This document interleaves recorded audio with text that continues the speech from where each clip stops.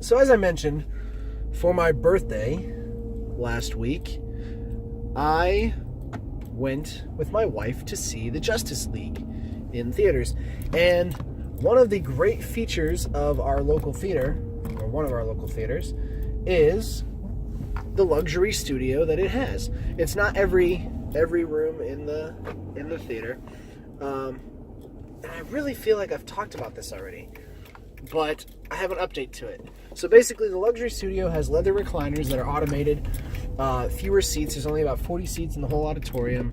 And one of the best features is that children under 16 have to be accompanied by an adult in order to be in there. And children under 12 are not allowed in at all, which just makes for a more adult viewing time. You're there with people that know what it means to sit still and quiet and watch a movie. Now, as a result, the tickets cost more.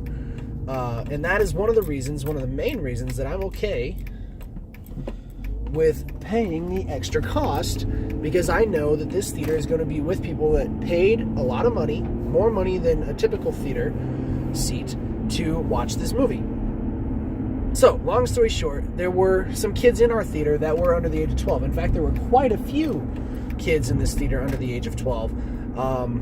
If I remember correctly, there were at least 1, 2, 3, 4, 5, 6, at least 7. 3 of which really stood out to me as being disruptive. And I didn't like that.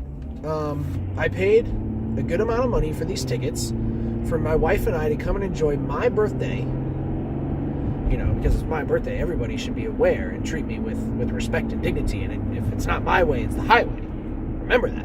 My birthday's important. But they were disrespectful. One little girl was moving back and forth between the rows because her grandparents were sitting in one section and her parents were sitting in another, and she was just up and down and she was hollering, and her grandpa was talking to her at like regular talking volume, and it was just really annoying.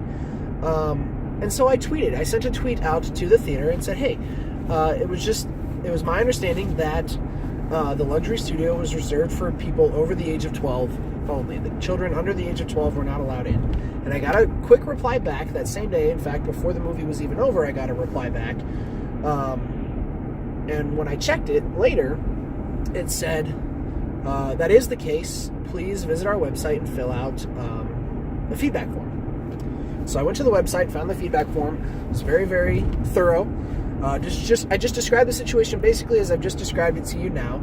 And lo and behold, a week later, yesterday, I got in the mail a letter of apology from like the regional manager, which was very nicely worded. He actually talked about my feedback in his response. It wasn't just some generically generated response. He had actually read my response, typed out a letter, and sent me back an apology, along with, and this is really the great part that I wasn't even really looking for, $30 in gift cards to the theater to go and see more movies, which is great. I appreciate it. But like I said, I wasn't looking for that necessarily to get something out of my complaint. I wasn't trying to be, to receive reparation or anything like that. But that was just a result, and I just want to take time to note that he took the time to do that. He did that.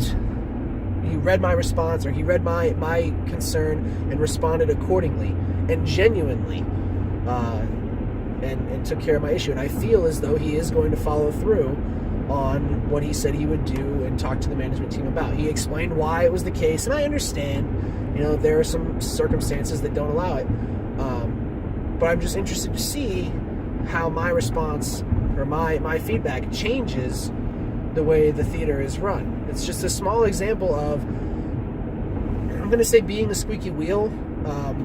Squeaky wheel gets the grease, but it's not something I plan to make a habit of. And really, honestly, and this is true for probably all of us, we are more inclined to give a place feedback when we have a negative experience. And we need to remember that it's just as important to give feedback when you have a positive experience. so that people that go and read feedback like on Yelp or on Google reviews or things like that get to see that there was something good in this experience as well, so that they're not shied away from doing something just because everybody said it was bad. So when you do have a good experience, and I need to make more of an effort in this myself, when you experience something nice at a place that that you're patronizing, you're giving your patronage, whatever you want to say,